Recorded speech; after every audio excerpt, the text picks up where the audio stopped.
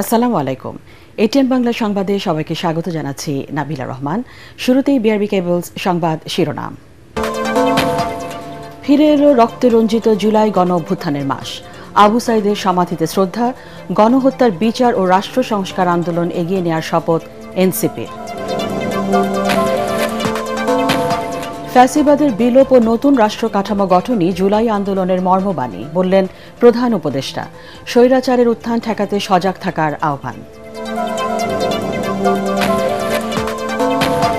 সংস্কার, গণহত্যার বিচার ও জাতীয় নির্বাচন নিয়ে বিভক্তির পতিত স্বৈরাচারকে শক্তিশালী করবে আশঙ্কা বিভিন্ন রাজনৈতিক দলের। বিএনপির ৩৬ দিনের কর্মসূচি। এবং ফেব্রুয়ারি থেকে এপ্রিল সময়সীমা ধরে জাতীয় নির্বাচনের পূর্ণ প্রস্তুতি নিচ্ছে ইসি।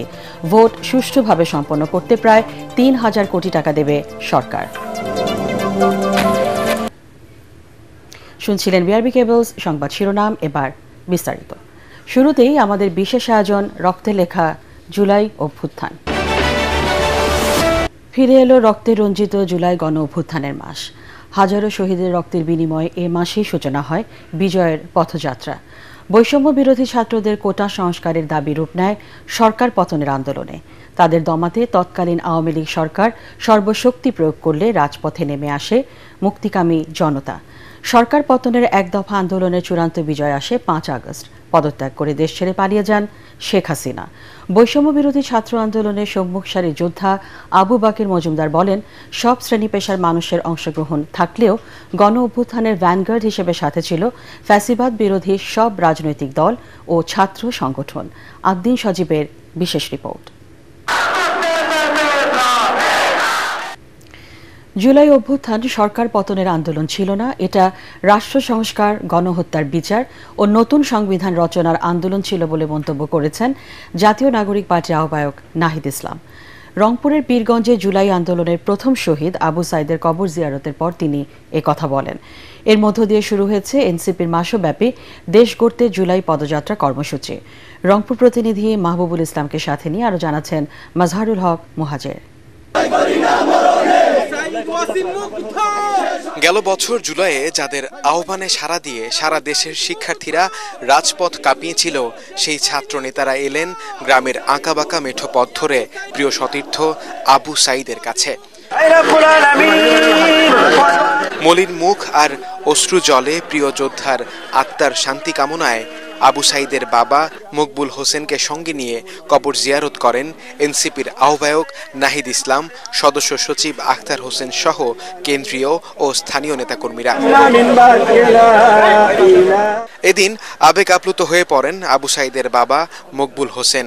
১৬ জুলাইকে আবু সাইদ দিবস পালনের দাবিও ওঠে তার পরিবারের পক্ষ থেকে।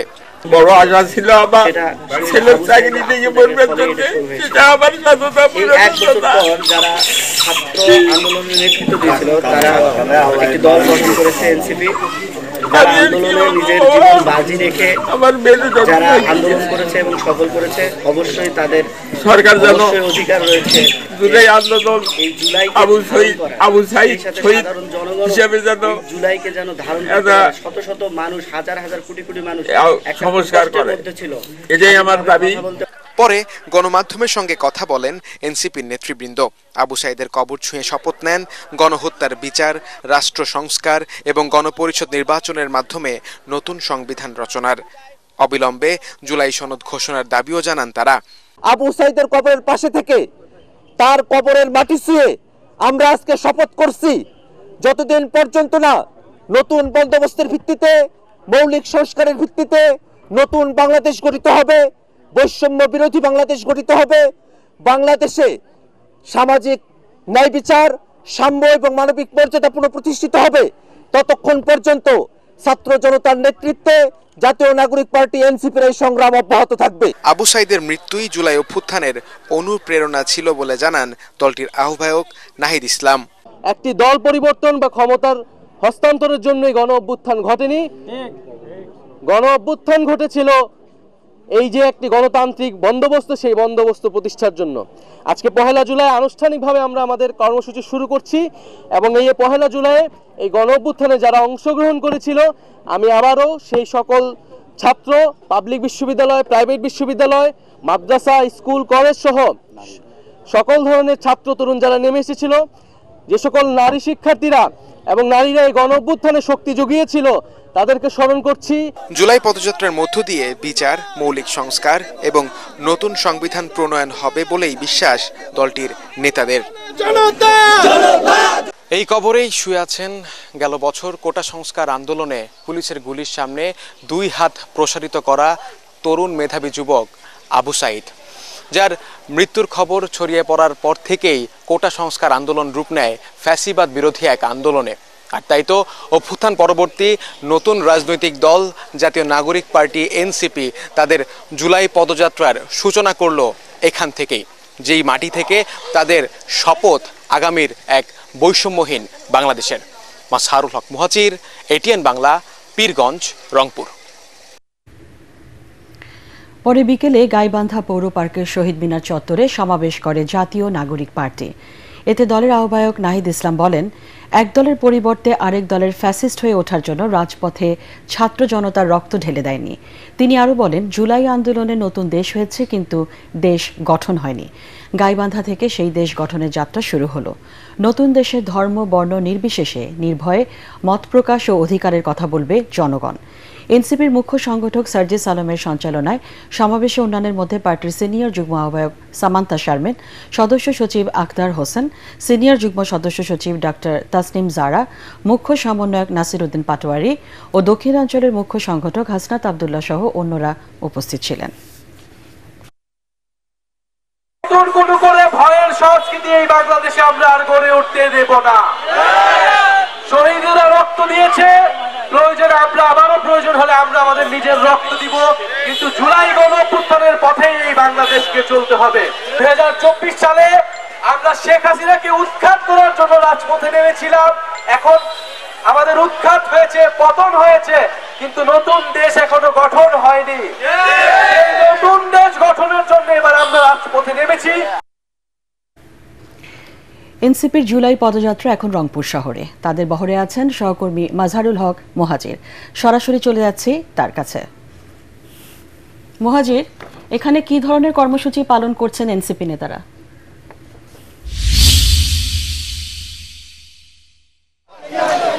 নাবিলা, আপনি জানেন যে জাতীয় নাগরিক পার্টি এনসিপি যে 30 দিনের পদযাত্রার যে কর্মসূচি ঘোষণা করেছে, সেটি কিন্তু আজ সকালবেলা শহীদ আবু সাইদের কবর জিয়ারতের মাধ্যমে শুরু হয়। এবং আপনি এখন দেখতে পাচ্ছেন যে গাইবান্ধার পদযাত্রার পর এখন জাতীয় নাগরিক পার্টি এনসিপি তারা রংপুর শহর প্রদক্ষিণ করছে। আবু সাইদ চত্বর থেকে এই আয়োজন, এই পদযাত্রা শুরু হয়। সেই পদযাত্রাটি এখন এই মুহূর্তে রংপুর শহর প্রদক্ষিণ করছে। Station road, Rangpur college park area পার হয়ে এখন এই পদযাত্রা টাউন হলে গিয়ে পৌঁছাবে। আপনারা দেখতে পাচ্ছেন সরাসরি জাতীয় নাগরিক পার্টি এনসিপির আহ্বায়ক নাহিদ ইসলাম সকাল থেকেই ছিলেন সেই জায়গা থেকে এখন তারা পুরো সময় এই পদযাত্রাটি করছেন। এবং একই সাথে বলতে হয় যে আজকে তাদের এই পদযাত্রাটি টাউন হলে গিয়ে শেষ হবে এবং টাউন হলে গিয়ে শেষ হওয়ার পর তারা সেখানে আরো একটি পথসভা করবেন। এবং নাবিলা, আপনাকে আরেকটি বিষয় জানিয়ে রাখতে চাই যে রংপুরে কিন্তু তাদের এই যে সমাবেশ পথযাত্রা যাই বলি না কেন, এখানে কিন্তু রংপুর অঞ্চলের বিভিন্ন শ্রেণী পেশার মানুষ যুক্ত হয়েছেন, তাদের সমর্থকরা যুক্ত হয়েছেন। তারা গাইবান্ধার পদযাত্রার পর থেকেই এই গাড়ি বহরের সঙ্গে যুক্ত ছিলেন। তারা তাদেরকে এখানকার যারা প্রতিনিধি রয়েছেন, যারা এনসিপির কেন্দ্রীয় নেতা রয়েছেন, বিশেষ করে আপনি জানেন যে জাতীয় নাগরিক পার্টি এনসিপির সদস্য সচিব আখতার হোসেন এই রংপুর অঞ্চলের। সেই জায়গা থেকে আখতারের একটা সমর্থক গোষ্ঠী আছে এখানে, এবং উত্তরাঞ্চলের যেহেতু সার্জিস আলম, সেই জায়গা থেকে তারও একটা বিশাল সমর্থক গোষ্ঠী এখানে রয়েছে। এবং অন্যতম দলের যারা রয়েছেন, দলের এই অন্যতম মুখগুলোকে অনেকেই শুধু দেখার জন্য তারা ছুটে আসছেন, জানালা দিয়ে উকি দিচ্ছেন এবং সবাইকে তারা স্বাগত জানাচ্ছেন জাতীয় নাগরিক পার্টির এনসিপির আজকের এই প্রথম যে তাদের কর্মদিবস রংপুর থেকে তারা আবু সাইদের রংপুর থেকে তারা শুরু করছেন। এবং সেখানে তারা কিন্তু আজ মূলত রংপুর পীরগঞ্জ থেকে যে আবু সাঈদের কবর জিয়ারতের মাধ্যমে যে তাদের যাত্রা শুরু হয়, সেখান থেকে গাইবান্ধায় তাদের সব কিছুতে কিন্তু তাদের বক্তব্যটা স্পষ্ট যে কোনো দলকে ক্ষমতায় বসানোর জন্য তারা জুলাই অভ্যুত্থান করেনি। তারা আসলে এই ফ্যাসিবাদ বিরোধী যে ঐক্য গড়ে উঠেছিল আবু সাঈদের মৃত্যুর পর, সেই ঐক্যটাকে তারা জীবিত রাখতে চান, সবসময় সেই ঐক্যটাকে এক করে রাখতে চান। এখানে কোনো ভেদাভেদ তারা রাখতে চান না। এবং আজকে কিন্তু তারা এই জুলাইকে কেন্দ্র করে, যেহেতু জুলাই এই 1 জুলাই থেকেই আসলে কোটা সংস্কার আন্দোলনের যাত্রা শুরু হয়, সেই রাজু ভাস্কর্যের পাদদেশের কথা এখন বলতেই হয়। সেই রাজু ভাস্কর্যের পাদদেশের যে ছোট্ট এক ঝটিকা মিছিল, সেই মিছিলটি হয়তোবা এক নতুন বাংলাদেশের স্বপ্ন আমাদেরকে দেখতে শিখিয়েছে, নতুন বাংলাদেশ নিয়ে ভাবতে শিখিয়েছে। এবং নাবিলা, আপনি দেখতে পাচ্ছেন যে রংপুর অঞ্চলে এখানে যারা রয়েছেন তারা ছাদ থেকে এখানকার নেতাকর্মীদের শুভেচ্ছা জানাচ্ছেন। এখানে অনেক আশেপাশের যারা রয়েছেন তারা খুবই উৎসুক জনতা, তারাও আসলে দেখছেন যে অনেকের সঙ্গে আমাদের কথা হয়েছে। তাদের কাছে জানতে চাচ্ছিলাম যে একটা নতুন দল অভ্যুত্থান পরবর্তী সময়ে তৈরি হলো, যাদের নেতৃত্বে রাজপথে সারা দেশের মানুষ এক হয়ে গেল, সেই জায়গা থেকে তারা আসলে কি চায় এই দলের কাছে। সবার একটাই এখন চাওয়া যে জাতীয় নাগরিক পার্টি এনসিপি যেন সেই তথাকথিত কোনো দলগুলোর মতো না হয়ে যায়। জাতীয় নাগরিক পার্টি এনসিপি যে ঐক্য নিয়ে আসলে গড়ে উঠেছে, সেই ঐক্যটাই যেন থাকে, নতুন একটা যেন আমরা রাজনৈতিক বন্দোবস্তের বাংলাদেশ, এক বৈষম্যহীন বাংলাদেশ দেখতে পারি। নাবিলা, এই ছিল এখন পর্যন্ত আমার কাছ থেকে। রংপুর থেকে সব শেষ, তাদের পদযাত্রা শেষ হবে টাউন হলে গিয়ে, সেখানে তারা পথসভা করবেন। বাকিটা হয়তোবা আপনার মাধ্যমে দর্শকদের জানিয়ে দেবো। নাবিলা, ধন্যবাদ মুহাজির আপনাকে। ফ্যাসিবাদের বিলোপ করে নতুন বাংলাদেশ গড়াই জুলাই আন্দোলনের মর্মবাণী বলে জানিয়েছেন প্রধান উপদেষ্টা ডক্টর মোহাম্মদ ইউনূস। জুলাই গণ অভ্যুত্থান উপলক্ষে মাসব্যাপী কর্মসূচির উদ্বোধনী অনুষ্ঠানে তিনি একথা বলেন। স্বৈরাচার যেন আর মাথাচাড়া দিয়ে উঠতে না পারে, সেজন্য দেশবাসীকে সজাগ থাকার আহ্বান জানান ডক্টর ইউনূস। বিস্তারিত জানাচ্ছেন একরামুল হক সায়েম। জুলাই গণ অভ্যুত্থান উপলক্ষে সরকারের মাসব্যাপী কর্মসূচির উদ্বোধনী অনুষ্ঠান আয়োজন করা হয় তেজগাঁওয়ের প্রধান উপদেষ্টার কার্যালয়ে। অনুষ্ঠানমালা উদ্বোধন করেন প্রধান উপদেষ্টা ডক্টর মোহাম্মদ ইউনূস। বলেন, নতুন বাংলাদেশে জুলাই দিয়েছিল মুক্তির স্বাদ। আন্দোলনের মর্মবাণী ছিল ফ্যাসিবাদের বিলোপ করে নতুন বাংলাদেশ বিনির্মাণ, রাষ্ট্রকে জনগণের হাতে ফিরিয়ে দেওয়া, নতুনভাবে রাষ্ট্র ব্যবস্থা বিনির্মাণ, নতুন বাংলাদেশ বিনির্মাণ। এবার আর 16 বছর অপেক্ষা নয়, স্বৈরাচারের চিহ্ন দেখা দিলে তাৎক্ষণিকভাবেই তা বিনাশ করার আহ্বান জানান প্রধান উপদেষ্টা। আমরা প্রতি বছর এই সময়কালটা উদযাপন করব, যাতে কোনো স্বৈরাচারের কোনো চিহ্ন দেখা গেলে সেটা তাৎক্ষণিকভাবে আমরা বিনাশ করতে পারি। সেটার জন্য এটা অত্যন্ত গুরুত্বপূর্ণ। স্বৈরাচারের প্রথম পাতা মেলার আগেই যেন আমরা তাকে ধরে ফেলতে পারি, 16 বছর যেন আমাদের অপেক্ষা করতে না হয়। অন্তর্বর্তী সরকারের প্রধান বলেন, জুলাই আন্দোলনের মতোই ঐক্য সুসংহত করতে হবে সব শ্রেণী পেশা বয়সের মানুষের মধ্যে। গত বছরের জুলাইয়ে দেশের সকল শ্রেণীর পেশা ও বয়সের মানুষের মধ্যে যে ঐক্য তৈরি হয়েছিল, আমরা চাই এই জুলাইয়ে সেই ঐক্য আবার সুসংহত হোক। আমাদের এই কর্মসূচির মূল লক্ষ্য জনগণকে গণতান্ত্রিক অধিকার সম্পর্কে সচেতন করা, রাজনৈতিক দায়বদ্ধতার দাবি জানানো এবং রক্তের বিনিময়ে পাওয়া সংস্কারের এই সুযোগকে হারিয়ে না ফেলা। যে লক্ষ্যে আমাদের তরুণ ছাত্ররা, জনতা, রিক্সা চালক, শ্রমিক, কিশোররা শহীদ হয়েছিল, আহত হয়েছিল, সে লক্ষ্য বাস্তবায়নে আমরা আবার নতুন করে শপথ নেব, যাতে স্বৈরাচার আবার কোন রকমের কোথাও মাথাচাড়া দিতে না পারে। জুলাই অভ্যুত্থান স্মরণে অনুষ্ঠানমালার কিউআর কোড উন্মুক্ত করার পাশাপাশি 3 জন শিক্ষার্থীর হাতে বৃত্তির চেক তুলে দেন প্রধান উপদেষ্টা ডক্টর মোহাম্মদ ইউনূস। ইকরামুল হক সায়েম, এটিএন বাংলা, ঢাকা।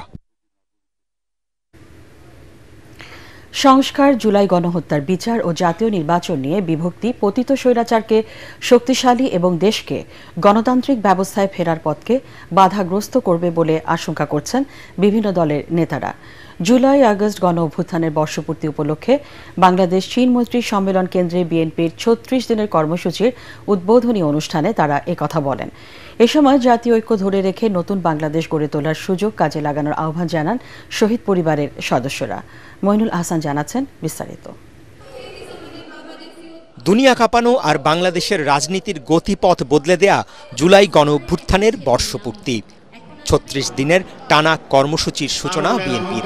বাংলাদেশ চীন মৈত্রী সম্মেলন কেন্দ্রে শহীদ পরিবার, আহত, গুমের শিকারদের স্বজন আর বিএনপির সম্মুখ সারির নেতাকর্মীরা যেন কিছু সময়ের জন্য ফিরে গেলেন জুলাই গণঅভ্যুত্থানের অগ্নিগর্ভ দিনগুলোতে।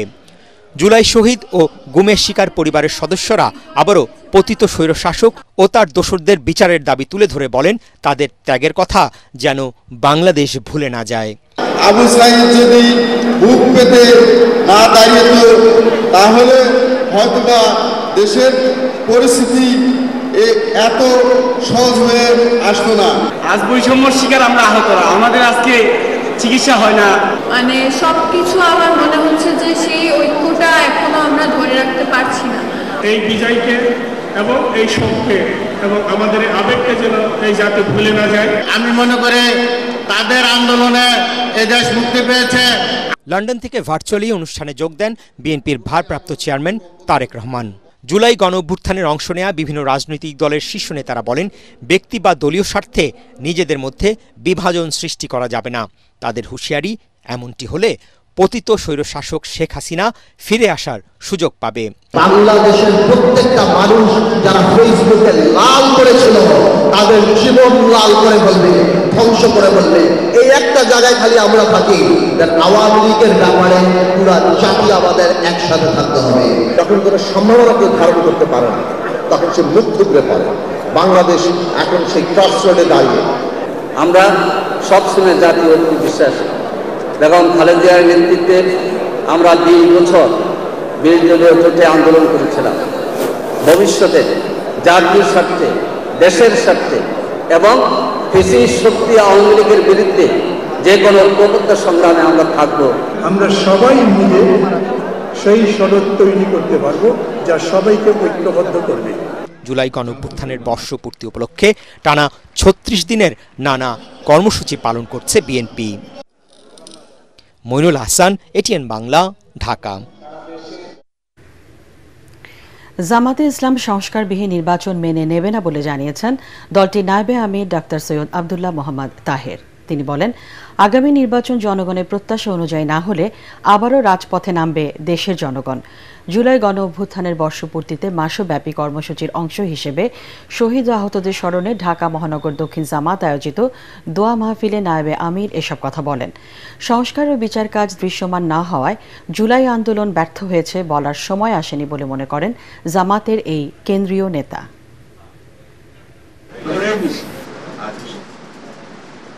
একটি মৌলিক পরিবর্তন হতে হবে বাংলাদেশে, কারণ বারবার ক্ষমতার পরিবর্তন হয়েছিল এই দেশে, কিন্তু সেই ক্ষমতার পরিবর্তনের মৌলিক কোনো সুবিধা এই দেশের মানুষ পায় না। আমাদের রাজনীতির চরিত্রের যে পরিবর্তন দরকার, আমাদের শাসনের যে পরিবর্তন দরকার, আমাদের আইনের যে পরিবর্তন দরকার, আমাদের ক্ষমতার ব্যবহারের দিক থেকে যে পরিবর্তন দরকার, এই সকল বিষয়ে একটি পরিবর্তন সূচনার বড় সুযোগ হচ্ছে এই জুলাই বিপ্লবের আজকের এই দিন। ক্ষমতাচ্যুত প্রধানমন্ত্রী শেখ হাসিনা সহ 3 জনের বিরুদ্ধে জুলাই গণ অভ্যুত্থানে মানবতা বিরোধী অপরাধের মামলার অভিযোগ গঠনের শুনানি শেষ করেছে রাষ্ট্রপক্ষ। পলাতক শেখ হাসিনা ও আসাদুজ্জামান খান কামালের পক্ষে আগামী সোমবার শুনানি করবেন রাষ্ট্রনিযুক্ত আইনজীবী। বিচারপতি গোলাম মুর্তজা মজুমদারের নেতৃত্বে 3 সদস্যের ট্রাইব্যুনাল পরবর্তী শুনানির জন্য এদিন ঠিক করেন। আসামিদের বিরুদ্ধে আনা হত্যা, ষড়যন্ত্র, উস্কানি সহ মানবতা বিরোধী অপরাধের 5টি অভিযোগ টিকবে না বলে দাবি রাষ্ট্রনিযুক্ত আসামি পক্ষের আইনজীবীর। আরও জানাচ্ছেন হুমায়ুন চিস্তি। জুলাই আগস্ট গণ অভ্যুত্থানে বিপ্লবী জনতাকে দমাতে নির্বিচারে গুলি ছোড়ে আইনশৃঙ্খলা রক্ষাকারী বাহিনী। এতে 1400-র মতো মানুষ প্রাণ হারান। আহত হয়ে অঙ্গহানি হয়েছে অসংখ্য মানুষের। ওই সময় সংঘটিত মানবতা বিরোধী অপরাধের অভিযোগে সাবেক প্রধানমন্ত্রী শেখ হাসিনা, সাবেক স্বরাষ্ট্রমন্ত্রী আসাদুজ্জামান খান কামাল ও সাবেক আইজিপি চৌধুরী আব্দুল্লাহ আল মামুনের বিরুদ্ধে গত 1 জুন আন্তর্জাতিক অপরাধ ট্রাইব্যুনালে আনুষ্ঠানিক অভিযোগ জমা দেয় প্রসিকিউশন। ওই দিনই অভিযোগ আমলে নেন আদালত। মঙ্গলবার অভিযোগ গঠনের শুনানিতে আসামিদের বিরুদ্ধে সুনির্দিষ্ট 5টি অভিযোগ তুলে ধরে বিচার শুরুর আবেদন করেন চিফ প্রসিকিউটর। পাশাপাশি দল হিসেবে আওয়ামী লীগ এবং যুবলীগ, ছাত্রলীগ সহ সহযোগী সংগঠনগুলোর বিচারেরও আবেদন জানান তিনি। এদিনও শুনানি সরাসরি সম্প্রচার করে বিটিভি। যে চার্জগুলো আমরা এনেছি এটা পুরোটাই ছিল ওয়াইড স্প্রেড এবং সিস্টেম্যাটিক, যেটা কোয়ালিফাই করে অ্যাজ ক্রাইমস এগেইনস্ট হিউম্যানিটি। একটা নির্দেশের আলোকে প্রধানমন্ত্রীর থেকে নির্দেশ এসেছে, সেটা চেইন অফ কমান্ড বাস্তবায়নের মাধ্যমে পুলিশ বাহিনী এবং অন্যান্য বাহিনী অক্সিলিয়ারি ফোর্সেস তারা গ্রাউন্ড লেভেলে সব জায়গায় একই পদ্ধতিতে এই কাজটা করেছে। লিথাল ওয়েপনের ব্যবহারের নির্দেশ এসেছে, সারা বাংলাদেশের সর্বত্র তারা একই পদ্ধতিতে লিথাল ওয়েপন ব্যবহার করেছে। মামলাটি বিস্তৃত দাবি করে শুনানির প্রস্তুতির জন্য সময়ের আবেদন করেন পলাতক শেখ হাসিনা ও আসাদুজ্জামান খান কামালের পক্ষে রাষ্ট্রনিযুক্ত আইনজীবী। 15 দিন সময় চাইলে 7 জুলাই পর্যন্ত সময় দেন ট্রাইব্যুনাল। এই কঠিন গুরুতর চার্জের মামলা, এই কারণে আমি সময় চেয়েছি, আমি পরিপূর্ণ প্রস্তুতি নিতে না পারার কারণে। আপ্রাণ চেষ্টা থাকবে তার পক্ষে তাকে এই মামলা থেকে খালাস করার জন্য। আমি মনে করি যে তার বিরুদ্ধে যে 5টি চার্জ আনা হয়েছে এই চার্জগুলি সঠিক হয় নাই, এই চার্জগুলি সঠিক না বিধায় আমি ডিসচার্জের আবেদন দেব। এদিকে অভিযোগ গঠনের পর্যায়ে কোনো শুনানি করবেন না বলে জানিয়েছেন সাবেক আইজিপি চৌধুরী আব্দুল্লাল মামুনের আইনজীবী। হুমায়ুন চিস্তি, এটিএন বাংলা, ঢাকা। দর্শক, এই মুহূর্তে বাংলাদেশ চীন মৈত্রী সম্মেলন কেন্দ্রে বিএনপির জাতীয় ঐক্য গণতান্ত্রিক অভিযাত্রা আলোচনা সভায় লন্ডন থেকে ভার্চুয়ালি বক্তব্য রাখছেন দলের ভারপ্রাপ্ত চেয়ারম্যান তারেক রহমান। আমরা সরাসরি চলে যাচ্ছি সেখানে। ফ্যাসিবাদ বিরোধী আন্দোলনের শহীদদের প্রতি জানাই গভীর শ্রদ্ধা। একই সঙ্গে দেশের গণতান্ত্রিকামী জনগণকে অভিনন্দন জানাই। গুম, খুন, অপহরণ, জেল, জুলুম, হুলিয়া, হামলা, মামলা, ভয় কোনো কিছুই যাদেরকে গণতন্ত্র পুনরুদ্ধারের আন্দোলন থেকে বিচ্যুত রাখতে পারেনি। শহীদ পরিবারের সম্মানিত সদস্যবৃন্দ, 2024 সালের 5ই আগস্ট ফ্যাসিস্ট পলায়নের পরক্ষণে আমার দেওয়া প্রথম বক্তব্যে আমি শহীদ পরিবারের মায়েদের এবং সন্তান স্বজনদের প্রতি গভীর শ্রদ্ধা জানিয়ে কয়েকটি কথা বলেছিলাম। ফ্যাসিস্ট পতনের বছর পূর্তি এই অনুষ্ঠানে শহীদ পরিবারের সদস্যদের সম্মানে আমি আবারও খুব সংক্ষেপে আমার 5ই আগস্টের দেওয়া 1 বছর আগের সেই বক্তব্যটির 2-1টি কথা উল্লেখ করতে চাই। সেদিন আমি বলেছিলাম, গণ অভ্যুত্থানে যারা তাদের প্রিয় সন্তান হারিয়েছেন, বিজয়ের ঐতিহাসিক এই মুহূর্তে আমি সেই সব মায়েদের প্রতি বিনম্র শ্রদ্ধা জানাই। গত 15 বছরের ফ্যাসিবাদী শাসনকালে এভাবে অনেক সন্তান তাদের প্রিয়তম পিতা হারিয়েছেন, অনেক স্ত্রী হারিয়েছেন তাদের প্রিয়তম স্বামীকে। গুম, খুন, অপহরণ করে অসংখ্য মায়ের বুক খালি করে দেওয়া হয়েছে। আপনাদের সন্তান স্বজনদের শহীদী মৃত্যু আর ত্যাগ তিতিক্ষায় 5ই আগস্ট আরেকটি বিজয় দেখেছে বাংলাদেশ। শহীদ পরিবারের সম্মানিত সদস্যগণ, 24-এর গণ অভ্যুত্থানে আপনার প্রিয়জন দেশের জন্য, দেশের মানুষের জন্য, গণতন্ত্রের জন্য নিজের জীবন উৎসর্গ করেছেন। একজন শহীদ শুধু আপনার স্বজন নন, তিনি জাতির গৌরব, তিনি মুক্তিকামী মানুষের প্রেরণা। সুতরাং আপনাদের স্বজন হারানোর বেদনা, আপনাদের সহ্য শক্তি, সংগ্রাম এবং সাহসের প্রতি গণতান্ত্রিকামী জনগণের পক্ষ থেকে। লন্ডন থেকে ভার্চুয়ালি বক্তব্য রাখছেন দলের ভারপ্রাপ্ত চেয়ারম্যান তারেক রহমান। আগামী বছরের ফেব্রুয়ারি থেকে এপ্রিল এই সময়সীমা ধরে জাতীয় নির্বাচনের পূর্ণ প্রস্তুতি নিচ্ছে নির্বাচন কমিশন। এমন তথ্য জানিয়ে প্রধান নির্বাচন কমিশনার এএমএম নাসির উদ্দিন বলেছেন, গ্রহণযোগ্য ও নিরপেক্ষ ভোট আয়োজনে সরকার ও ইসির আন্তরিকতা নিয়ে কোনো সন্দেহ নেই।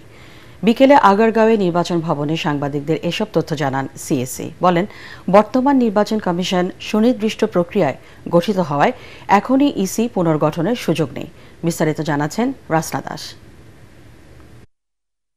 গত বৃহস্পতিবার রাষ্ট্রীয় অতিথি ভবন যমুনায় প্রথমবারের মতো প্রধান উপদেষ্টার সাথে সাক্ষাৎ করেন প্রধান নির্বাচন কমিশনার এএমএম নাসির উদ্দিন। এরপর থেকেই বৈঠকে অন্তর্বর্তী সরকার প্রধানের সাথে সিইসির কি আলোচনা হয়েছিল তা নিয়ে কৌতূহল তৈরি হয় নানা মহলে। এজেন্ডা নিয়ে আমি কোনো আলোচনা জানি না, এটা ওইটাকে সৌজন্য সাক্ষাৎকারে আপনি বলতে পারেন, তবে ওই কথা প্রসঙ্গে তো অনেক ইলেকশন নিয়ে কিছু তো আসেই। বৈঠকের 5 দিন পর এ বিষয়ে মুখ খুললেন প্রধান নির্বাচন কমিশনার। জানান, প্রধান উপদেষ্টার সঙ্গে বৈঠকটি সৌজন্যমূলক হলেও আলোচনা হয়েছে নির্বাচন নিয়ে। অবাধ নিরপেক্ষ নির্বাচন আয়োজনে ইসির প্রস্তুতিও জানতে চেয়েছেন প্রধান উপদেষ্টা।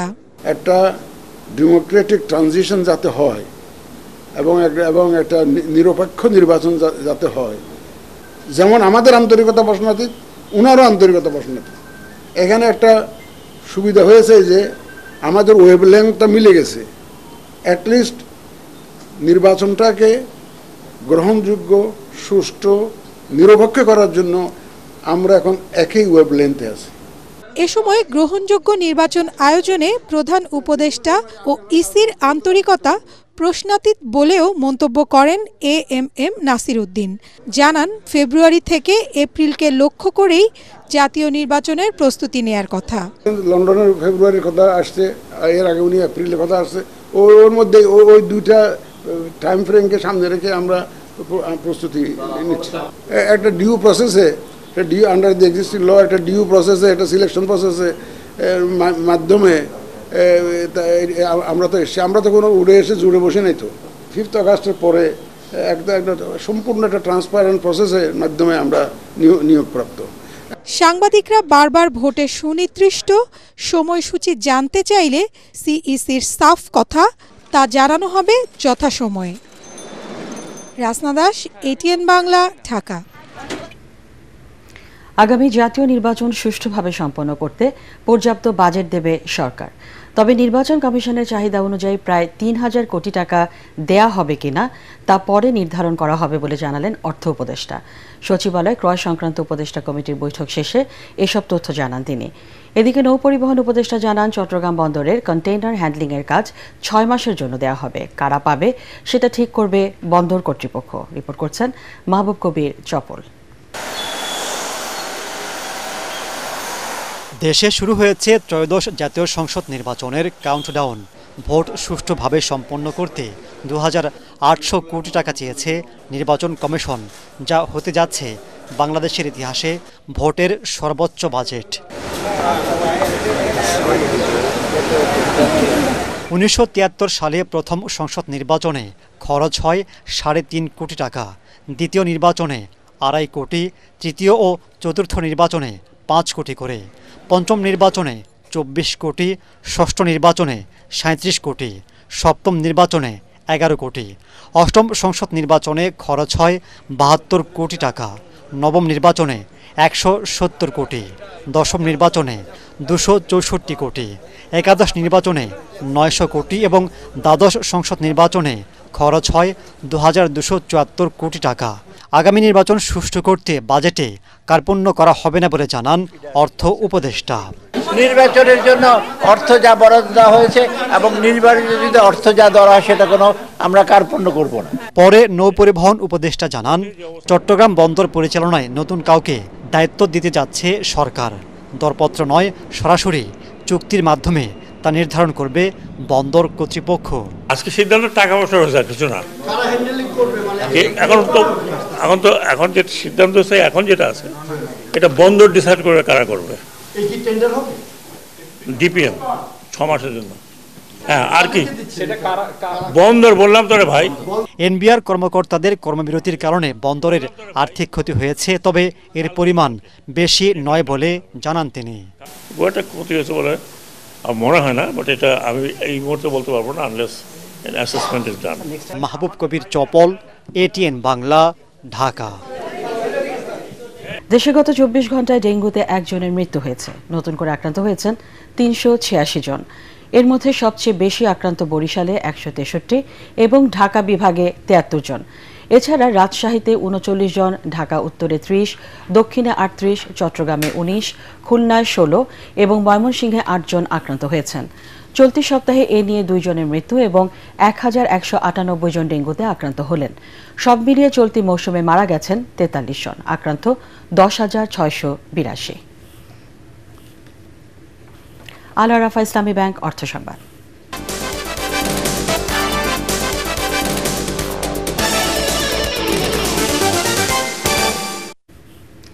আমদানি করা প্রসাধনী সামগ্রীর উপর থেকে অতিরিক্ত শুল্ক প্রত্যাহার না করলে আগামী ৭ জুলাই এনবিআর ঘেরাওয়ের হুঁশিয়ারি দিয়েছে কসমেটিক্স ও টয়লেট্রিজ আমদানিকারকরা। জাতীয় প্রেসক্লাবের সামনে নতুন বাজেটে প্রসাধনী সামগ্রীর ওপর 150% পর্যন্ত শুল্ক বৃদ্ধির প্রতিবাদে আয়োজিত মানববন্ধনে ব্যবসায়ীরা বলেন, আন্তর্জাতিক বাজারে lip care, face cream, powder সহ বিভিন্ন প্রসাধনী সামগ্রীর দাম কম হলেও শুল্ক বৃদ্ধির কারণে দেশের বাজারে বেড়েছে দাম। ফলে বাজারে বাড়ছে অবৈধ পথে আসা প্রসাধনীর সরবরাহ। এতে হাজার হাজার কোটি টাকা রাজস্ব হারানোর শঙ্কাও করছেন ব্যবসায়ীরা। এবার আন্তর্জাতিক সংবাদ।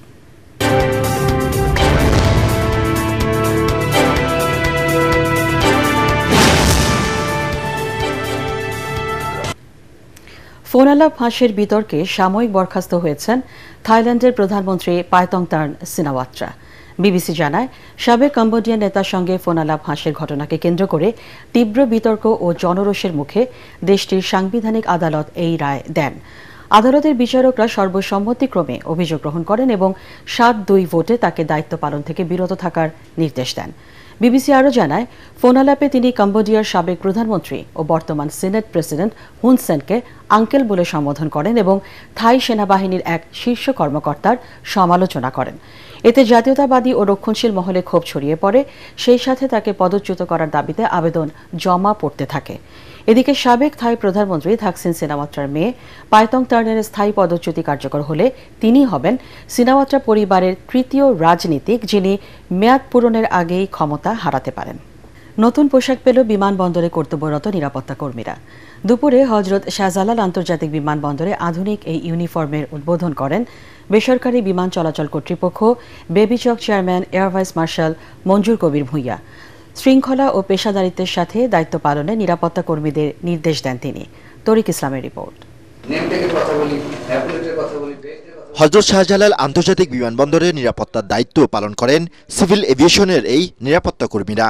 তাদের পুরনো পোশাক বদলে এবার নতুন ইউনিফর্ম দিল বেবিচক। আধুনিক ও পেশাদারিত্বের ছাপ বজায় রেখে প্রস্তুত করা হয়েছে এই পোশাক।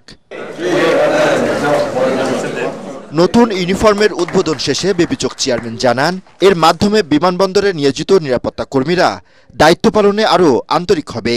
ড্রেসটা খালি পরিবর্তন না, এই পরিবর্তনটা যেন ড্রেসের সাথে দৃঢ় মনেও এই পরিবর্তনটা যেন আমাদের আসে। এই পরিবর্তনটা আমাদের জন্য অত্যন্ত জরুরি। সেই পরিবর্তনটা আসতে হবে ভেবে যে এয়ারপোর্টে আমি দায়িত্ব পালন করছি, সার্ভিস প্রোভাইডিং করছি, প্রতিটা যাত্রী সাধারণকে আমাকে সেবা দিতে হবে, তাদেরকে সন্তুষ্ট রাখতে হবে, খুশি রাখতে হবে এবং সুন্দর মতো আমার দায়িত্ব সঠিকভাবে পালন করতে হবে। পর্যায়ক্রমে দেশের সব বিমানবন্দরে বেবিচকের নিরাপত্তা কর্মীরা এই পোশাক পাবে বলেও জানান তিনি। আমাদের প্রত্যেকটা বিমানবন্দরে কিন্তু আমরা একই ধরনের ড্রেস চালু করেছি। তো আমি অনুরোধ করব মেম্বার সিকিউরিটি থেকে স্পেশালি বাকি সব এয়ারফিল্ডে উইদিন এ উইক, এক সপ্তাহ বা 1.5 সপ্তাহের মধ্যে একটা টার্গেট করে সব এয়ারফিল্ডে যেন একসাথে আমরা এটা চালু করে দিতে পারি। পরে বিমানবন্দরে নতুন পোশাক পরা নিরাপত্তা কর্মীদের কাজ ঘুরে দেখেন বেবিচক চেয়ারম্যান। তরিক ইসলাম, এটিএন বাংলা, ঢাকা। এবার খেলার খবর।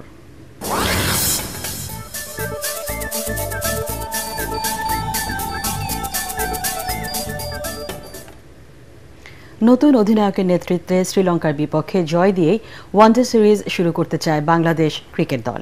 চাপ নয়, মুক্ত স্বাধীন খেলার নির্দেশনা টিম ম্যানেজমেন্টের। তাই মাঠের লড়াইয়ে এগিয়ে থাকা লঙ্কানদের হারাতে মরিয়া টাইগার বাহিনী।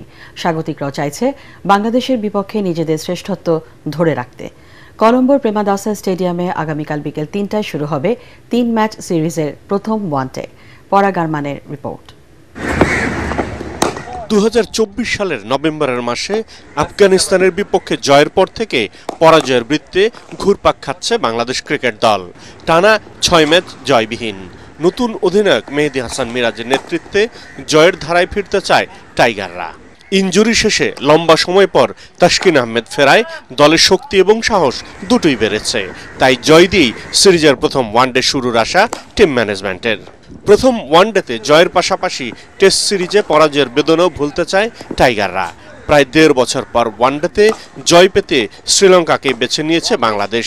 সেই লক্ষ্য বাস্তবায়নে অনুশীলনে ব্যস্ত সময় পার করছে মিরাজ, শান্ত, লিটনরা। ওয়ানডে ফরম্যাটে নিজেদের প্রিয় ছন্দে ফেরার চেষ্টায় এবার নতুন অধিনায়ক, নতুন মনোভাব এবং নতুন লক্ষ্য নিয়ে মাঠে নামার অপেক্ষায় মিরাজ বাহিনী। তবে দুই দলের 57 বারের মোকাবেলায় শ্রীলঙ্কার 43 জয়ের বিপরীতে বাংলাদেশ জিতেছে মাত্র 12টিতে। দুটি ম্যাচে কোনো ফল হয়নি। এদিকে ঘরের মাঠের সুবিধা কাজে লাগিয়ে টেস্টের মতো ওয়ানডে সিরিজেও জয়ের ধারা অব্যাহত রাখতে চায় শ্রীলঙ্কা। নতুন পুরনোদের মিশেলে বাংলাদেশের বিপক্ষে জয়ের রেকর্ডটাও সমৃদ্ধ করার লক্ষ্য চারিথা আসালঙ্কার দলের। পরাগ আরমান, এটিএন বাংলা। দর্শক, জুলাই স্মরণে বিএনপি আয়োজিত কর্মসূচিতে ভার্চুয়ালি বক্তব্য রাখছেন দলের চেয়ারপারসন বেগম খালেদা জিয়া। আমরা আবারও সরাসরি চলে যাচ্ছি চীন মৈত্রী সম্মেলন কেন্দ্রে। ছাত্র জনতার সম্মিলিত অভ্যুত্থানের মধ্যে দিয়ে ফ্যাসিবাদদের পতন ঘটেছে, সুযোগ সৃষ্টি হয়েছে নতুন করে বাংলাদেশকে গড়বার। এই আন্দোলনে যারা শহীদ হয়েছেন তাদের জানাচ্ছি আন্তরিক শ্রদ্ধা, আহতদের সমবেদনা। তাদের এই আত্মত্যাগ জাতি চিরকাল মনে রাখবে। গুম, খুন, বিচার, বহির্ভূত হত্যার শিকার যারা হয়েছেন তাদের তালিকা প্রস্তুত করতে হবে। দ্রুত বিচারের ব্যবস্থা ও রাষ্ট্রীয় স্বীকৃতি নিশ্চিত করতে হবে। প্রতিটি পরিবারের সম্মানজনক পুনর্বাসন ও নিরাপদ ভবিষ্যৎ নিশ্চিত করতে হবে। প্রিয় দেশবাসী, আমাদের সামনে যে সুযোগ সৃষ্টি হয়েছে নতুন করে গণতান্ত্রিক ব্যবস্থাকে প্রাতিষ্ঠানিক রূপ দেওয়ার, তা আমাদের দ্রুত সম্পন্ন করতে হবে। কর্মসংস্থান সৃষ্টি করতে হবে, জনগণের নিরাপত্তা নিশ্চিত করতে হবে। সর্বোপরি বাংলাদেশের স্বাধীনতা, সার্বভৌমত্বকে রক্ষা করতে হবে যে কোনো মূল্যে। বীরের এই রক্তস্রোত, মায়ের অশ্রুধারা যেন বৃথা না যায় তা নিশ্চিত করতে হবে। ঐক্য বজায় রাখতে হবে। আসুন আমরা সবাই মিলে শহীদ জিয়ার স্বপ্নকে বাস্তবায়িত করি কোটি মানুষের নতুন বাংলাদেশের নির্মাণের স্বপ্নকে। আল্লাহ হাফেজ। বাংলাদেশ জিন্দাবাদ। চীন মৈত্রী সম্মেলন কেন্দ্রে ভার্চুয়ালি বক্তব্য রাখলেন দলের চেয়ারপারসন বেগম খালেদা জিয়া। শেষ করার আগে বিআরবি কেবল সংবাদ শিরোনাম জানিয়ে দিচ্ছি আরেকবার। ফিরে এলো রক্তে রঞ্জিত জুলাই গণ অভ্যুত্থানের মাস। আবু সাইদের সমাধিতে শ্রদ্ধা, গণহত্যার বিচার ও রাষ্ট্র সংস্কার আন্দোলন এগিয়ে নেওয়ার শপথ এনসিপির। ফ্যাসিবাদের বিলোপ ও নতুন রাষ্ট্র কাঠামো গঠনই জুলাই আন্দোলনের মর্মবাণী বললেন প্রধান উপদেষ্টা। স্বৈরাচারের উত্থান ঠেকাতে সজাগ থাকার আহ্বান। সংস্কার, গণহত্যার বিচার ও জাতীয় নির্বাচন নিয়ে বিভক্তি পতিত স্বৈরাচারকে শক্তিশালী করবে, আশঙ্কা বিভিন্ন রাজনৈতিক দলের। বিএনপির ৩৬ দিনের কর্মসূচি। এবং ফেব্রুয়ারি থেকে এপ্রিল সময়সীমা ধরে জাতীয় নির্বাচনের পূর্ণ প্রস্তুতি নিচ্ছে ইসি। ভোট সুষ্ঠুভাবে সম্পন্ন করতে প্রায় ৩,০০০ কোটি টাকা দেবে সরকার। পরবর্তী সংবাদ দেখার আমন্ত্রণ জানিয়ে এখনকার মতো শেষ করছে। এটিএন বাংলা সংবাদ ইউটিউবে দেখতে ব্রাউজ করুন youtube/ATN Bangla News।